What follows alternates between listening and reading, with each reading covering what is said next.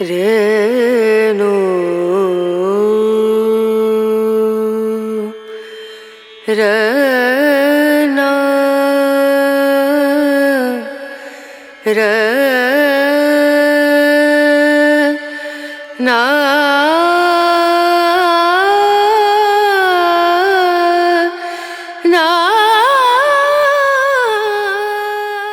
अथ अष्टादशोऽध्यायः नागिनी व्रतकथा उपाख्यान।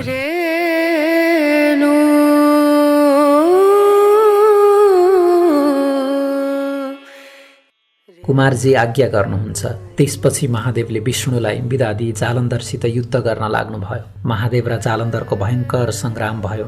वृन्दाको पतिव्रता धर्म विष्णुले हरण गरिसकेका हुनाले जालन्धर शक्ति क्षीण भई महादेवसित युद्ध गर्न नसकी आकाशमा गएर माया युद्ध गर्न लाग्यो।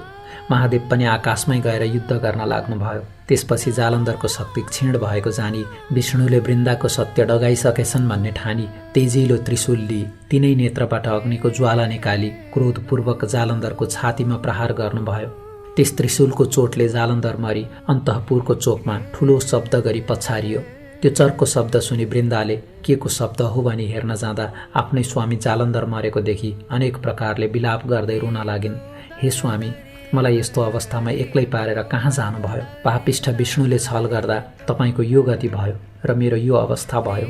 तपाईँ बिना म प्राण राख्न सक्दिनँ। तपाईँ जहाँ जानुभयो म पनि उहीँ जान्छु भन्दै केस फिजाई विष्णुको मुखमा हेरेर भन्न लागिन्, हे पापिष्ठ विष्णु, तिमीले छल गरेर मेरो पतिव्रता धर्म नष्ट गरिदिनाले मेरा स्वामीको यो गति भयो। अब म तिमीलाई श्राप दिन्छु।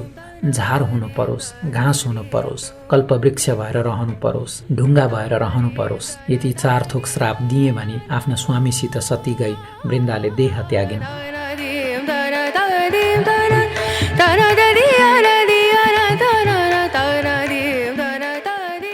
हे अगस्त्य मुनि, पतिव्रताको श्राप विष्णुलाई लाग्यो र झार हुनु परोस् भनेकोमा तुलसी भएर रहनु पर्यो, घाँस हुनु परोस् भनेकोमा कुश भएर रहनु पर्यो, कल्पवृक्ष हुनु परोस् भनेकोमा पिपल भएर रहनु पर्यो, ढुङ्गा हुनु परोस् भनेकोमा शालिग्राम भएर रहनु पर्यो। त्यसैले तुलसी, कुश, पिपल र शालिग्राम नारायण रूप हुन् भनेर सबैले पूजा गरेको कारण यही हो। हे अगस्त्य मुनि, पतिव्रता धर्म भनेको ठुलो धर्म हो। त्यसपछि वृन्दाको श्राप मोक्ष गर्न पृथ्वी तलमा जान्छु भनी विष्णु भगवान पृथ्वीमा शालिग्राम, तुलसी, कुश र पिपल भएर रहनुभयो।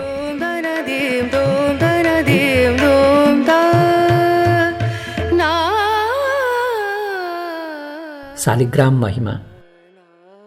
हे अगस्त्य मुनि, ढुङ्गा हुनु परोस् भन्ने वृन्दाको श्रापले नारायण विष्णु भगवान आफ्ना कुनै अंशले शाली नदीको बगरमा आएर शिला भएर रहनुभयो। तिनै शिलालाई मानिसहरू शालिग्राम भन्दछन्।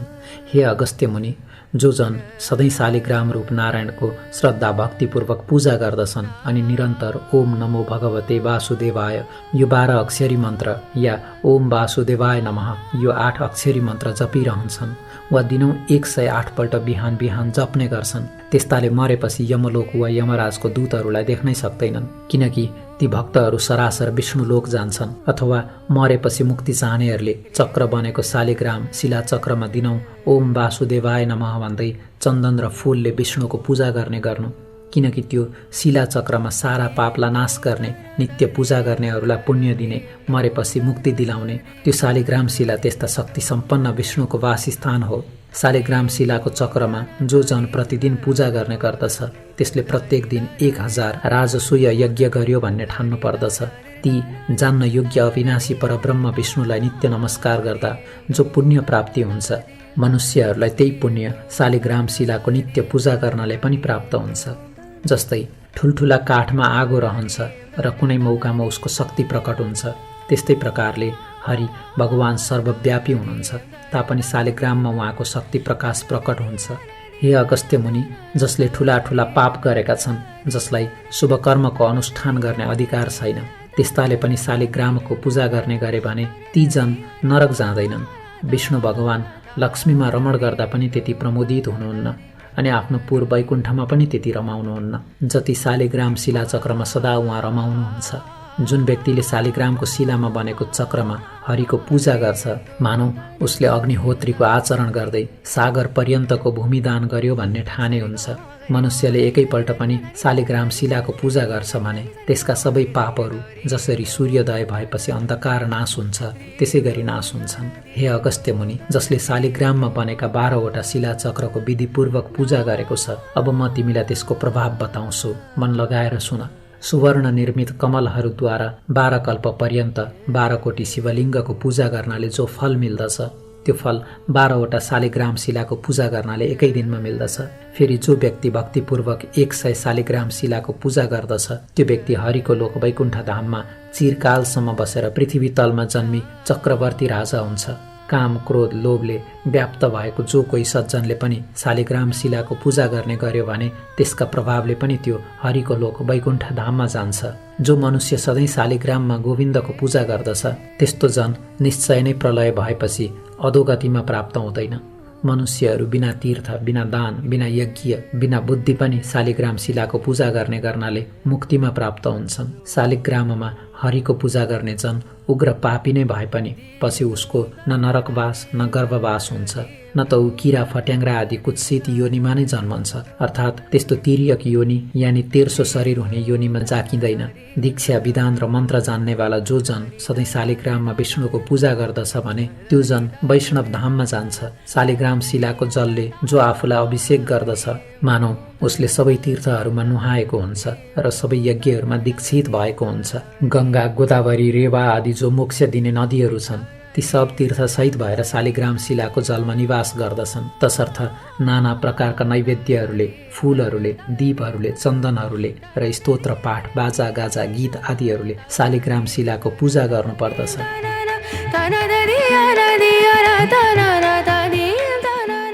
कलियुगमा जो मनुष्य भक्तिपूर्वक शालिग्राम शिलाको उक्त विधानले पूजा गर्दछ त्यो मनुष्य हजारौं करोड वर्षसम्म हरिको निकटमा रमाउँदै रहन्छ।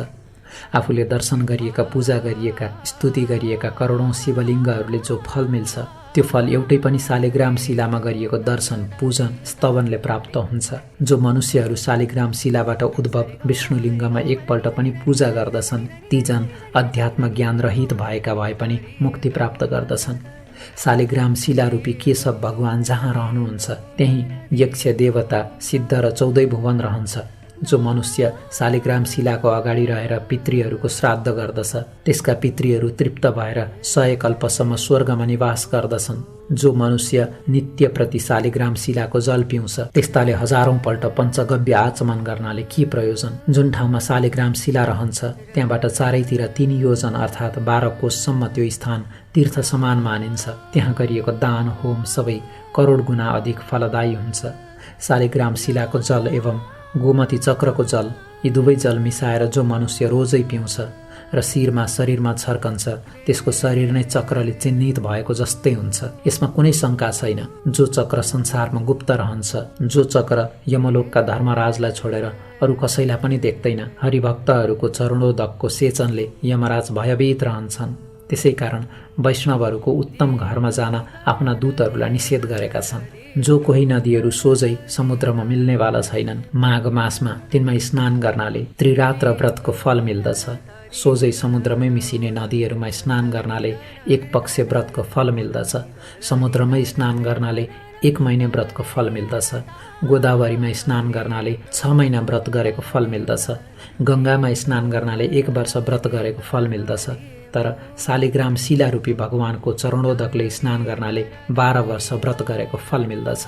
यदि माघ महिनामा स्नानका लागि शालिग्रामको पवित्र जल मिल्यो भने करोडौं तीर्थको सेवनले केही प्रयोजन छैन।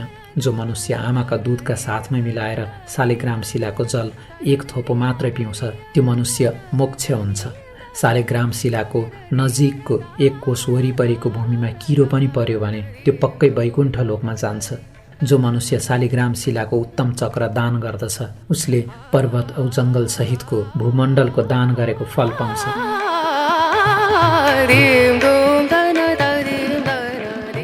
जो जन शालिग्राम शिलाको मोल लाउँछ, बेच्छ अथवा बेच्ने राय दिन्छ अथवा जो मनुष्य उसको जाँचबुझ गर्छ ती सबै नै मरेपछि प्रलय पर्यन्त नरकमा जाकिन्छन्। यसकारण शालिग्राम शिलाको किनबेच गर्नु हुँदैन। पापसँग डराउने मान्छेहरूले सधैँभरि सारा पाप नाश गर्ने वासुदेव भगवानको स्मरण गर्नुपर्दछ। इन्द्रिय दमनपूर्वक घोर जङ्गलमा तपस्या गर्नाले मनुष्य जुन फल पाउँछ त्यो फल गरुडध्वज विष्णुको स्मरण गर्नाले नै पाउँछ। अज्ञानले वशीभूत भएर जानी नजानी धेरै प्रकारको पाप गर्ने मनुष्यले पनि सारा पाप हर्ने हरिलाई सम्झेर नमस्कार गर्यो भने त्यो झन् नरक जाँदैन। पृथ्वीमा जति तीर्थ छन् अनि जति पुण्य स्थानहरू छन्, विष्णुको नामको कीर्तनले ती सबैमा गरिएको पुण्य फल प्राप्ति हुन्छ। सारङ्ग धनुर्धारी शरणागत वत्सल विष्णु भगवानको शरणमा जो व्यक्ति पर्दछन् तिनीहरूले न यमराजलाई देख्नु पर्दछ न त तिनीहरू नरक नै जान्छन्।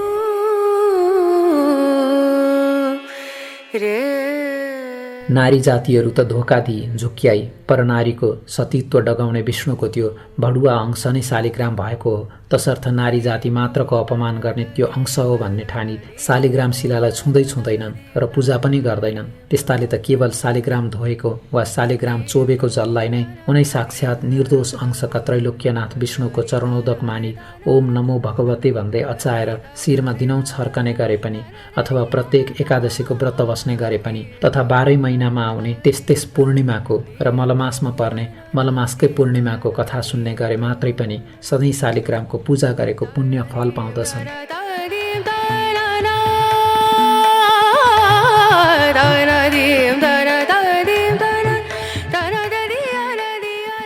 तुलसी महिमा। हे अगस्त्य मुनि, घाँस हुनु परोस् भन्ने सती वृन्दाको शरापले आफ्ना एक अंशले तुलसी भएका तुलसीका पातहरूले जो मनुष्य हरिको पूजा गर्दछ त्यो मनुष्यलाई पानीमाथि पानीमै रहेको कमलको पातलाई पानीले नभिजाए जस्तै कुनै पापले पनि छुन सक्दैन। 1 तोला सुन या 4 तोला चाँदी दान गर्नाले जो फल प्राप्त हुन्छ त्यो फल कुनै पनि एकादशीको दिन तुलसी पत्रले हरिको पूजा गर्दा प्राप्त हुन्छ। एकादशीका दिन तुलसी पत्रले पूजा गर्दा भगवान विष्णु जस्तो प्रसन्न हुनुहुन्छ त्यस्तो प्रसन्नता रत्नमणि, वैदुर्यमणि अनि मुगा आदिले पूजा गर्दा पनि प्रसन्न हुनुहुन्न। एकादशीको दिन जुन जनले तुलसीका मञ्जरीहरूले केशव भगवानको पूजा गर्दछ त्यसले जन्मदेखि गरेका पापका घुरान सबै बढार्दछ अनि जन्म जन्मान्तरका 10,000 वर्षदेखि गरिआएका आफ्ना सारा पापक नखाक गरिदिन्छ। सधैँ दर्शन गरिएकी, सधैँ स्पर्शन गरिएकी, सधैँ ध्यान गरिएकी, सधैँ कीर्तन गरिएकी, सधैँ स्तुति गरिएकी, स्वयं रोपिएकी, स्वयं सोचिएकी, सधैँ पूजा गरिएकी र सधैँ ढोगिएकी तुलसी कल्याणकारी हुन्छन्। यी उक्त 9 प्रकारले जो जन प्रतिदिन तुलसीको भक्ति गर्दछन् त्यस्ता जन हजारौं करोड युगसम्म हरिको घर वैकुण्ठमा वास गर्दछन्। हे अगस्त्य मुनि, रोपिएकी तुलसीले जति जरा फैलाउँदछिन् त्यति 1000 युगसम्म रोप्नेको पुण्य फैलाउँछिन् अर्थात् बढाउँछिन्। हे अगस्त्य मुनि, जुन जनद्वारा रोपिएको तुलसी जबसम्म आफ्ना हाँगा बिगा शाखा प्रशाखाहरूले र उनका बिया पुष्प र पत्रले पृथ्वी तलमा बढिरहन्छन् त्यो पुरुषका कुलमा जो जन्मिएका छन्, जो पछि जन्मिने छन् र जो बितिसके ती सब जनको 2000 कल्पसम्म हरिको धाममा अर्थात् वैकुण्ठमा वास हुन्छ।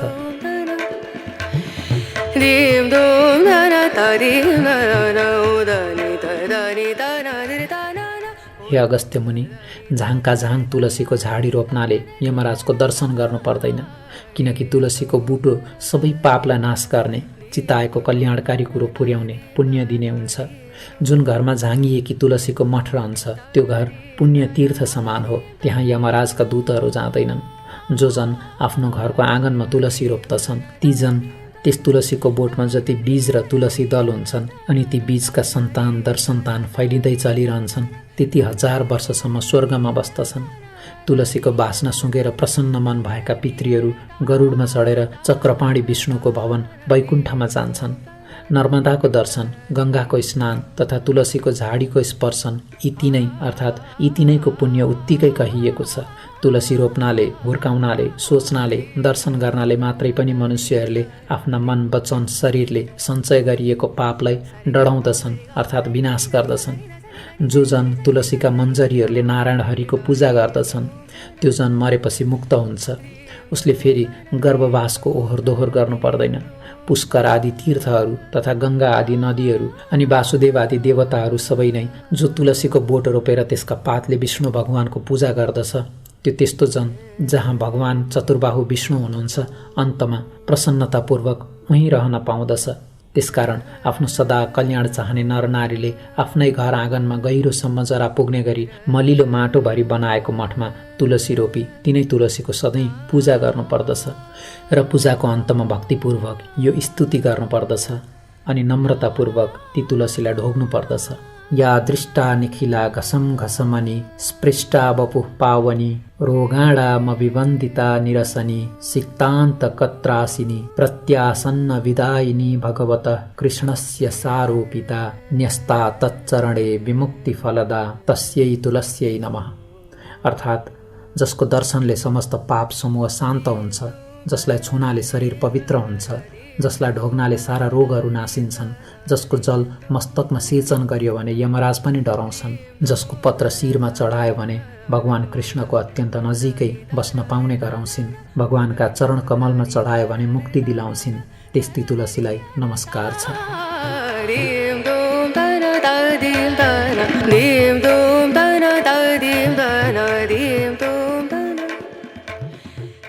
कुशको महिमा।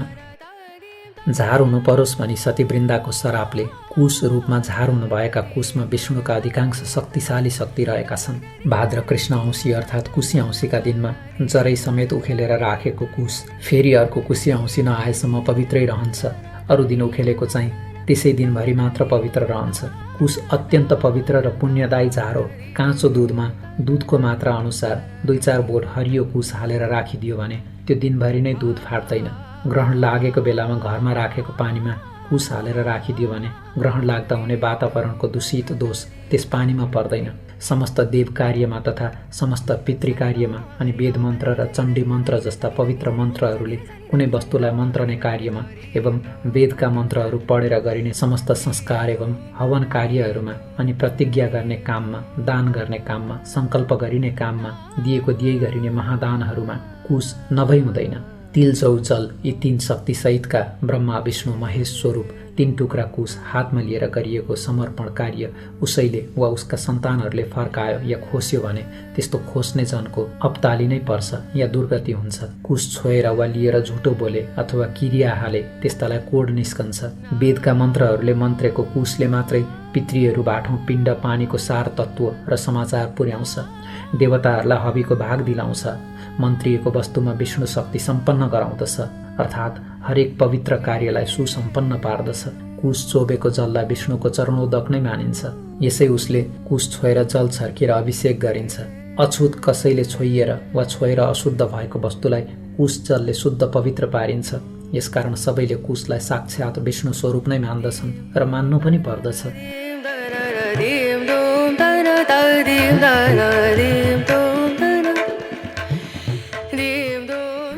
पहिलेका राजाहरूले देवी देवताको पूजा आजा चलाउन कुश समाति दान गरेको भूमि पछिकाले हडपेर भोग गरे अथवा रैकरमा गावे भने त्यस्ताहरूको पनि 40 वर्षभित्रै चिल्ली बिल्ली बिचल्ली हुन्छ। तसर्थ कुशको अपमान गर्नु साक्षात् विष्णुको नै अपमान गर्नु जस्तै हुन्छ।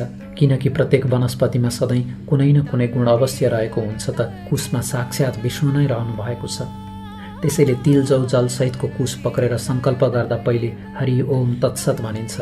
अर्थात् ओम माने सत्व रज तम मिलेको शक्ति, ओम नै हरि यानि विष्णु हो, तत् माने त्यो विष्णु नै सत यानि सत्य वस्तु हो। तसर्थ यो कुश रूप विष्णुलाई समातेर म यो सङ्कल्प गर्दछु, त्यसरी सङ्कल्प गरेको वस्तु जो हडपन्छ त्यो अवश्य नासिन्छ।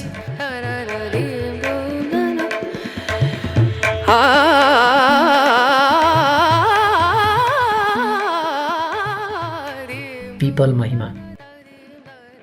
सतीवृन्दाको रुख हुनु परोस् भन्ने सत्य श्रापले गर्दा आफ्नो कुनै एक अंशले विष्णु भगवान पिपलको रुख हुनुभयो। तसर्थ पिपलको रुखलाई मान्छेहरू साक्षात् विष्णु रूप जस्तै ठानेर नर वा नारी सबैले यत्नपूर्वक प्रत्येक शनिश्चरबार मात्र पूजा गर्ने गरून्। जीवनमा बार नसके पनि एकपल्ट त शनिबारका दिन पारेर यथाशक्ति गरी पिपलको प्रदक्षिणा 1 लाख अवश्य पुर्याउन्। पिपलको फल पाकेको महिनामा बन्ध्या नारीले यदि शनिबारको दिन पारी पिपलको रुखमुनि विधिपूर्वक राधा दामोदरको यानि लक्ष्मी नारायणको पूजा गरून् र राधा दामोदरको स्वरूप मानेर ब्राह्मण दम्पतिलाई श्रद्धा भक्तिपूर्वक यथेष्ट भोजन गराई दक्षिणा दिइसकेपछि नबोलिकन एकदम मौनतापूर्वक आफू पनि भोजन गरून्। त्यसपछि आउने कुनै दिन पनि पर सरेको चौथो रात बितेको भोलिपल्टको दिनमा गाईको दुधमा पिपलका पाकेका फल 2 तोला जतिको खिर पकाएर त्यो दिन खिर मात्र खाउन् त एकदम बन्द्या नारी पनि छोरै पाउने गरी सिधा अङ्ग प्रत्यङ्गका पति सम्भोगले गर्भिणी हुन्छे भने अरू छोरी मात्र पाउनेको त कुरै छैन।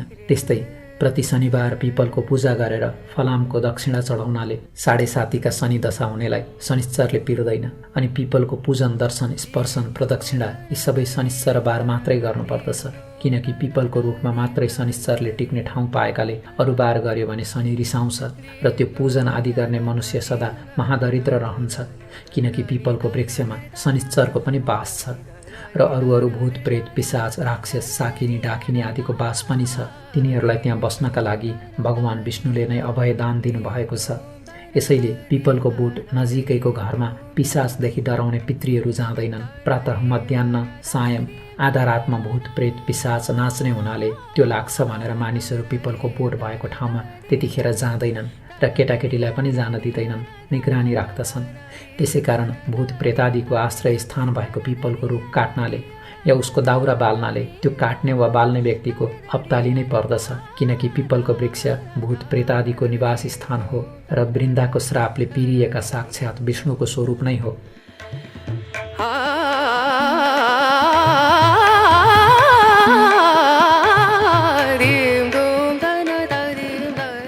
हे अगस्त्य मुनि, त्यसरी वृन्दाको सत्य डगाउने काम सकी शिवजीसँग विदा भई विष्णु भगवान वैकुण्ठ धाम गएपछि शिवजी आफ्नो काम फत्ते पारी हर्षले साँडेमा चढी सकल देवता अघि पछि लगाई अनेक खुसीका बाजा बजाई अप्सराले नाची गन्धर्वले गान गरी पुष्प वृष्टि गर्दै कैलाशमा प्रवेश गर्नुभयो। अनि प्रमथगण सहित शिवशक्ति स्वरूपले रहनुभयो। त्यसपछि सबै देवताहरू महादेवसित विदा मागेर आफ्ना आश्रममा गई आनन्दपूर्वक रहन लागे। हे अगस्त्य मुनि, अब पातालका कुरा कहन्छु, तिमी ध्यानपूर्वक सुन। पार्वतीको आज्ञाले अश्वत्थामा ऋषि सप्त पातालको मूल रसातलमा पुगे। कस्तो पातालमा भने सूर्यको प्रकाश चाहिँ प्रकाशमान भएको अनेक प्रकारका रत्नहरू जोडेर बनाइएको सुवर्णको पुरीमा असंख्य सम्पत्ति भएका शेषनाग, तक्षकनाग, कर्कोटकनाग, पद्मनाग, शङ्खनाग, कुलिकनाग र करुणनाग बसेका र नागिनीहरू पनि हीरा, मोती, मणि, माणिक्य आदिका गहना एवं उत्तम वस्त्रालङ्कार पहिरी ऊभन्दा ऊ राम्री भएर बसेका त्यस्तो स्थानमा पुगेपछि अश्वत्थामाले हे शेषनाग, पार्वतीको आज्ञाले श्री स्वस्थानी परमेश्वरीको व्रत गराई जो दुखी छन्, जो दरिद्री छन्, तिनको उद्धार गर्न म यहाँ आएको हुँ। यहाँ कोही दुखी छन् कि भनी सोधे। अश्वत्थामाको वचन सुनि शेषनागले भने, हे ऋषि, यहाँ उस्ता दुखी र दरिद्री कोही पनि छैनन्। त्यहाँ त्यस वनको नगिचै शङ्खचूड नाग र रत्नचूड नाग, कृपादत्त नाग र धार्तराष्ट्र नागको घर छ। तिनका स्त्रीहरू साह्रै कष्टमा छन्, त्यहीँ गएर सुध्याऊ। यति शेषनागले भनेपछि अश्वत्थामा तिनै नागिनीहरू कहाँ गए। त्यहाँ शङ्खचूड नागकी स्त्री हिरावती, रत्नचूड नागकी स्त्री रत्नावती र कृपादत्त नागकी स्त्री मृगावती एवं धार्तराष्ट्र नागकी स्त्री मदनावती थिए।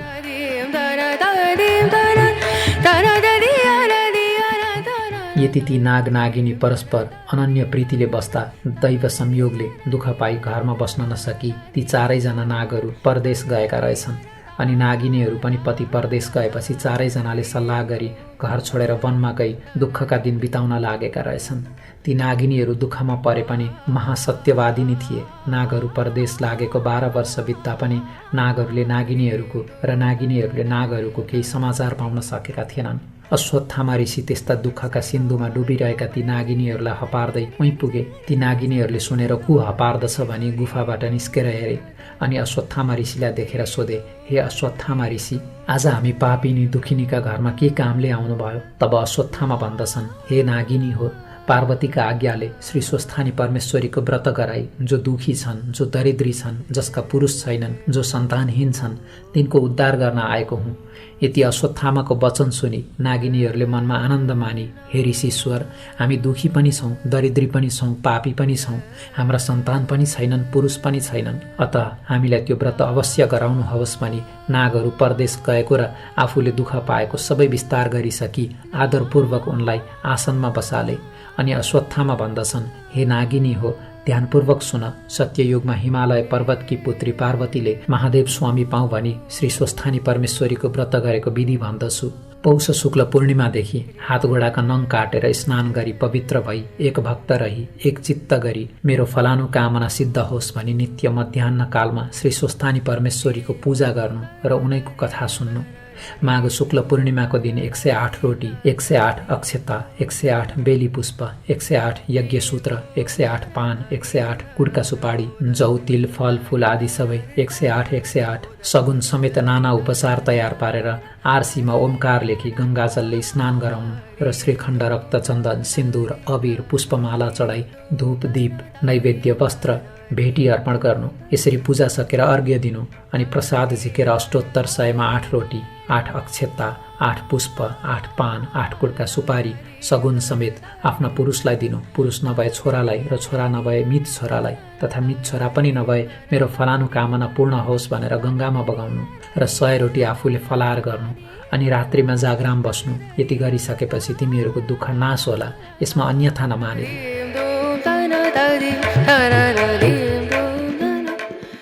यति अश्वत्थामाले भनेको सुनि नागिनीहरू खुसी भई भन्न लागे, हे अश्वत्थामा ऋषि, हामी स्त्री जातिलाई त्यस्तो ज्ञान कहाँबाट प्राप्त हुनु?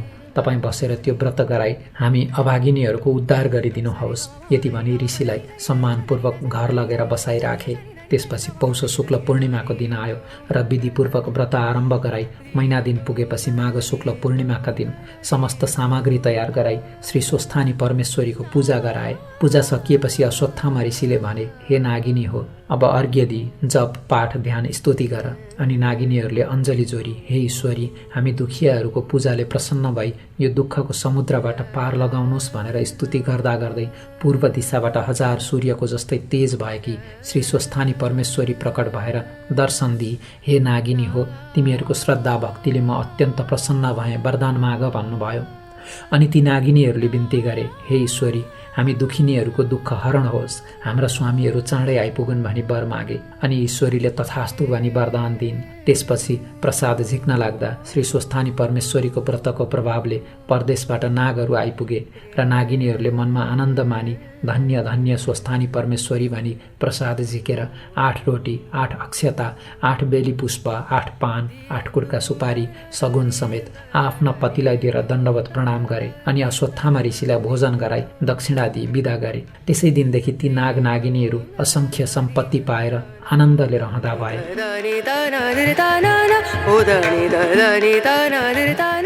इति श्री स्कन्द पुराणे केदारखण्डे माघ महात्म्ये कुमार अगस्त्य संवादे श्री स्वस्थानी परमेश्वर्य व्रतकथायां नागिनी व्रतकरणं नम 18 अध्यायः।